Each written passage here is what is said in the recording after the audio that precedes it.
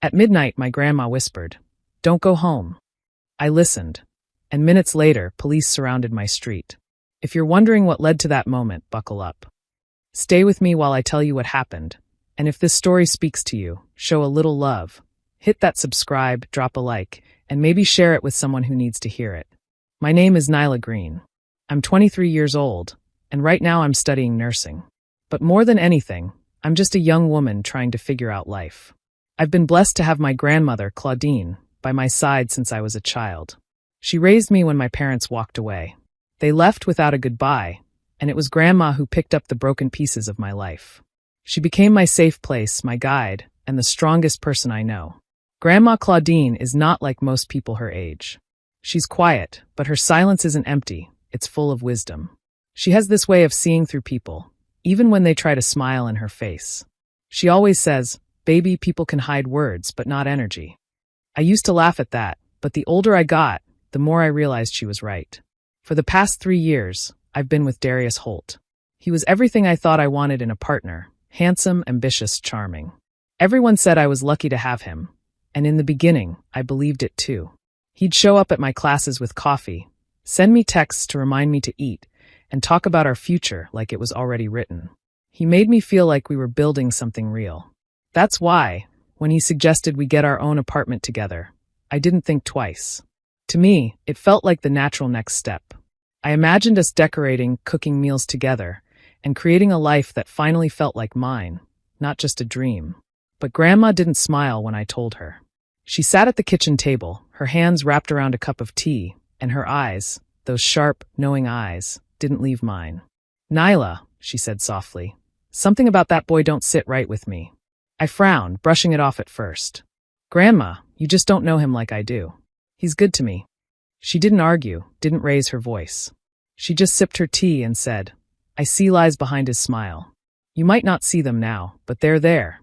Her words stuck to me like glue, even when I tried to shake them off. Because deep down, a small part of me wondered if she was right.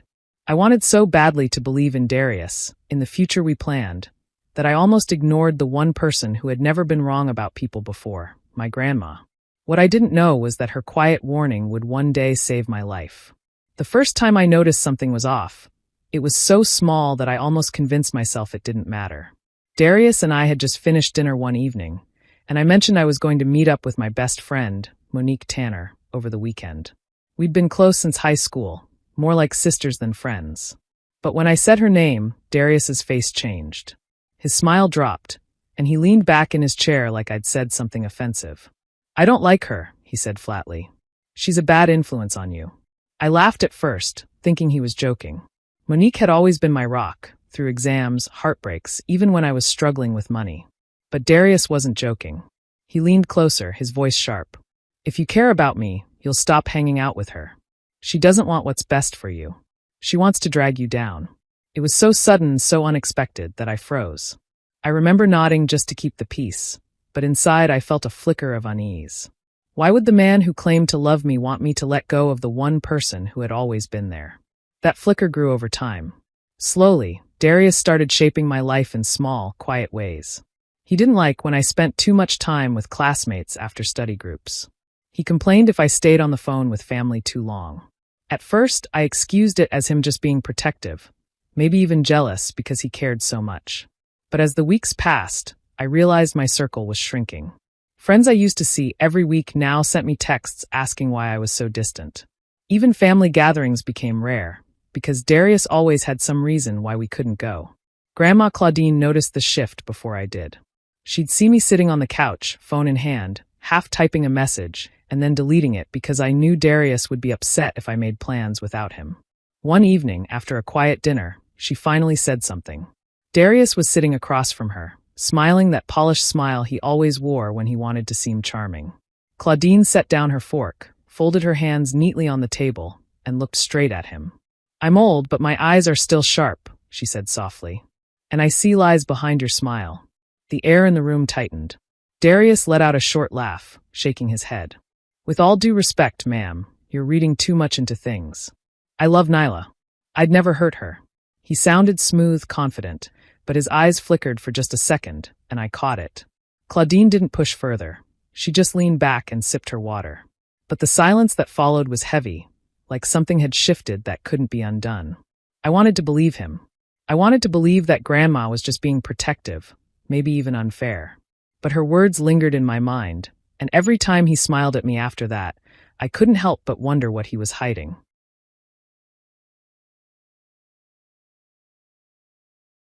It was a Saturday afternoon when I first felt that sharp sting in my chest, the kind you can't explain but can't ignore either. Darius had picked me up after class, and we stopped by the store so I could grab a few things. I slid into the passenger seat of his car, tossed my bag on the floor, and that's when I saw them. A pair of earrings glimmering in the cup holder. Silver hoops, small but definitely not mine. I picked them up slowly, rolling them between my fingers. "Whose are these?" I asked, trying to sound calm even though my stomach had already knotted. Darius didn't even look at me. He just shrugged and kept his eyes on the road. "Those? Oh, they're my cousin's. She was riding with me last week. Must have left them behind." It was too smooth, too fast, and yet part of me wanted to believe him. "Your cousin," I repeated, searching his face for a crack in the story. He finally glanced at me, his mouth twitching into that half-smile that always made me doubt myself. "Yeah, babe. Don't start acting paranoid. Not everything is a big deal." Paranoid. The word echoed in my head, and I hated how it made me shrink back in my seat. I didn't press further. I just set the earrings down and looked out the window, but deep inside something shifted. It felt like a tiny crack in glass, a warning that more was coming. That night, while I was helping Grandma Claudine wash dishes, the earrings slipped into my thoughts again. I must have been quiet too long, because she looked at me with those knowing eyes. "What's heavy on your mind, child?" she asked gently. I hesitated before whispering. "I think something's off with Darius, but I don't want to jump to conclusions." She dried her hands, came closer, and rested a warm hand on my arm. Her voice was steady, almost like a prayer. "Don't ever ignore what your gut tells you, child. The heart can be tricked, but the gut speaks truth." I nodded, but the truth was I didn't want to hear my gut. I loved Darius, or at least the version of him I thought was real. I didn't want to lose him over something that might just be me overthinking. So I buried the suspicion, telling myself maybe it really was his cousin's earrings. But then came the late nights. At first, it was once or twice. He'd text me that he was working late, finishing reports or meeting clients. I told myself it was normal. He was ambitious, always talking about moving up in his career. But soon, late nights turned into the new normal. 11 o'clock, midnight, sometimes past 1. I'd sit by my phone, staring at the screen, waiting for a goodnight text that came later and later each time. Every time he walked through the door, he had an excuse ready. And every time, I swallowed my questions, telling myself not to push too hard. But in the quiet of my room, when it was just me and my thoughts, I could hear my grandma's whisper loud and clear. "Don't ignore your gut." And no matter how much I tried, I couldn't silence it anymore. It happened by accident. I wasn't snooping. I wasn't looking for trouble. I was just walking past the hallway when I heard Darius's voice. It was softer than usual, not the confident, casual tone he used with me. This was different, almost tender. I paused, my hand frozen on the doorknob, as his words carried through the crack in the door. "Renee, baby, you know I'm here for you. I told you, we're going to figure this out together." My chest tightened. Renee. I knew that name. He had mentioned her a few times, always in passing, saying she was just a coworker who helped out at the office. Nothing special, nothing worth my attention. But the way he said her name that night, like it belonged to him, made my stomach twist. I wanted to believe I misheard, but then he chuckled, low and sweet. "Stop stressing, okay? You and the baby are going to be fine. I'll take care of both of you." The words hit me like glass shattering. Baby. My ears rang. My hands shook so badly, I had to press them against the wall just to steady myself. Renee wasn't just another woman. She was pregnant. And not just pregnant with his child. I felt like the floor opened up beneath me. 3 years together. 3 years of promises, of plans, of believing I was building a future with him. And the whole time, he had been building a separate life with someone else. I wanted to storm in, to scream, to throw every plate in the kitchen at his lying face. But something inside me, maybe survival, maybe pride, kept me rooted in place. Confronting him would only give him power, and I wasn't ready to hand that to him. Not yet. Instead, I decided to wait, to watch, to see how deep this betrayal went. If he could lie this smoothly, I needed more than anger. I needed proof. So I started paying attention. I'd glance at his phone when he wasn't looking, memorizing the times Renee's name popped up on the screen. I learned the rhythm of his lies. Working late almost always matched the same hours her messages appeared. I began saving things quietly. Screenshots of texts where he called her my girl. Receipts he carelessly left behind. Flowers, fancy dinners, things he never once bought for me. Even small things like his sudden interest in baby stores we just happened to walk past. Sometimes I'd hear him on the phone again, his voice dropping low, full of promises I had once believed were mine. Each word was like a knife carving into me. But instead of bleeding out, I forced myself to collect every blade, every sharp edge of his betrayal. I didn't know yet what I would do with it all, but I knew this much. If Darius thought I would stay blind and quiet, he was wrong. I wasn't just his girlfriend anymore. I was the witness to his lies. And I was building my case, piece by piece. Grandma always seemed to know when my heart was heavy. She never pried, never demanded answers, but her eyes had a way of cutting through whatever mask I tried to wear. That night, I sat at the kitchen table, staring at my untouched tea, and she sat across from me in silence. The clock ticked softly on the wall, the only sound between us, until finally she spoke. "You've been carrying something," she said, her voice calm but firm. "I can feel it." I opened my mouth to deny it, but the words caught in my throat. I wasn't ready to tell her what I had overheard, what I had begun to piece together. So I shook my head, forcing a smile. "I'm fine, Grandma. Just tired from school." She didn't believe me. I could see it in the way her gaze lingered, in the way she set down her teacup with deliberate care. Then she leaned back in her chair, her hands folding in her lap. "Let me tell you something about myself, Nyla. Something I've never told you before." I blinked, caught off guard. Grandma rarely spoke about her past. Most of what I knew came from little scraps. Stories about cooking in her mother's kitchen, or walking miles to church as a girl. But this was different. Her tone was heavier, almost warning. "When I was your age," she began, her eyes distant, "I was in love with a man who smiled sweet and talked sweeter. Everyone said he was no good, but I ignored them. I told myself they just didn't understand us. My gut, it whispered at me every night. But I pushed it aside. I wanted to believe in him more than I wanted to believe in myself." She paused, her lips pressing tight. "One night, I learned the truth the hard way. He was living another life behind my back, and by the time I saw it clear, I'd lost things I could never get back. My peace, my trust, even a part of myself." I swallowed hard, goosebumps rising on my skin. It felt like she was speaking directly into the storm swirling inside me. She reached across the table, her hand warm and steady as it closed over mine. Her grip wasn't harsh, but it held a strength that made me sit straighter. "Listen to me, child," she said, her voice dropping to a whisper. "When the time comes, trust me without question. Even if it sounds crazy. Even if it makes no sense to you in the moment. Do you understand?" Her eyes locked on mine, and for a moment I couldn't breathe. I didn't know what she meant, not fully. But the weight in her voice made me nod without hesitation. "I understand," I whispered back. She squeezed my hand once, then let go, leaning back as if the moment had passed. But I knew something had shifted. I didn't know what storm was coming, but I felt it in my bones, Grandma did. And when it arrived, I'd have to trust her with everything. Darius had been acting unusually cheerful for days, almost like he was hiding something behind that big smile of his. One evening, he called me, his voice full of excitement. "Nyla, I've got something planned for us. A special night at the new apartment. Just you and me, no distractions." The way he said it should have made me feel loved, but instead, a tightness coiled in my stomach.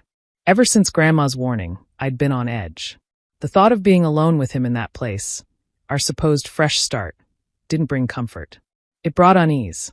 When I told Grandma about his plan, she set down the bowl she was mixing and stared at me like she already knew what I was going to say. "Don't go," she said simply. Her voice wasn't raised, but the firmness in it was louder than any shout. "Grandma, it's just dinner," I argued, trying to sound calm. "He wants us to celebrate moving in. Maybe I'm overthinking things." Her eyes narrowed, and she shook her head slowly. "The Lord gave you instincts for a reason, child. Don't trade them for a smile and a promise." I don't feel good about this. I wanted to listen to her, I really did. But part of me still clung to the hope that maybe Darius was the man I thought he was, and maybe all the whispers of doubt were just me being paranoid. Against my better judgment, I told him I'd come. That night, I got dressed, still uneasy. I could hear Grandma moving around the living room, quiet but restless, as if she were waiting for something. As I grabbed my purse and headed for the door, she suddenly appeared, her face pale but steady.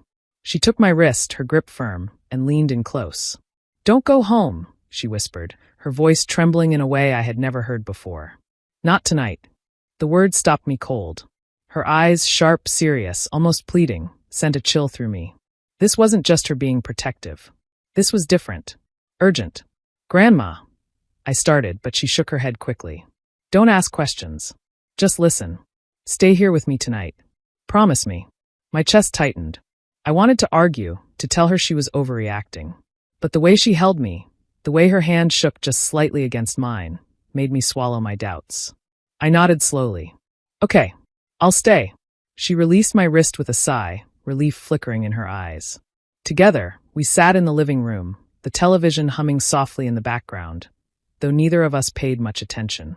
I couldn't shake the unease that filled the room like heavy smoke. For the first time, I truly trusted her warning without question. I didn't know why, I didn't know what it meant, but that night I stayed. And deep down, I felt that choice had just saved me from something I wasn't ready to see. We hadn't been sitting long when the quiet night outside suddenly broke apart. First came the low wail of sirens in the distance, then more, closer, louder, multiplying until the sound filled every corner of the street. Red and blue lights flickered through the curtains, painting the walls of Grandma's living room in dizzying flashes. I froze. "What's happening?" I whispered, standing halfway from the couch. Grandma didn't move, her eyes fixed on the window. "Stay put," she murmured, though her face had gone tight. Within minutes, the noise outside exploded. Tires screeched. Doors slammed. Shouts filled the night, sharp, commanding voices that could only belong to police. I hurried to the window, my heart pounding, and pulled the curtain back just enough to see. Down the block, squad cars crowded the street in front of the apartment Darius had begged me to move into. Officers spilled out in bulletproof vests, some with guns drawn. The whole building lit up under their flashing lights. The quiet home I thought I'd share with Darius, now looking like the center of a crime scene. I pressed a hand against the glass, my throat dry. "Grandma, that's our place." Her voice was low but steady. "That was supposed to be your place, child. Not anymore." We watched as officers rushed inside, shadows darting across the windows. Moments later, they dragged people out in handcuffs. My breath caught when I recognized the first one. Darius. His head hung low, his once proud shoulders slumped under the weight of two officers gripping his arms. But the shock didn't stop there. Following behind him, clutching her stomach and crying, was Renee, the very woman whose name I had heard whispered into his phone. And she was pregnant, just like I had feared. The sight knocked the air out of me. Everything I'd tried to ignore, everything I'd tucked away in the dark corners of my mind, was laid bare under flashing lights. Darius wasn't just cheating. He was living a double life built on lies and crime. The next morning, the news confirmed what we had seen. A sting operation. Drugs, stolen goods, fraudulent documents, all found inside that apartment. Police had been building the case for weeks, waiting for the right moment to move in. And if I had gone there that night, I would have been sitting right in the middle of it all. I sank into the couch, numb, my hands trembling in my lap. My whole world had tilted on its axis, but one truth rang louder than all the chaos. Grandma had saved me. Her warning hadn't just kept me safe.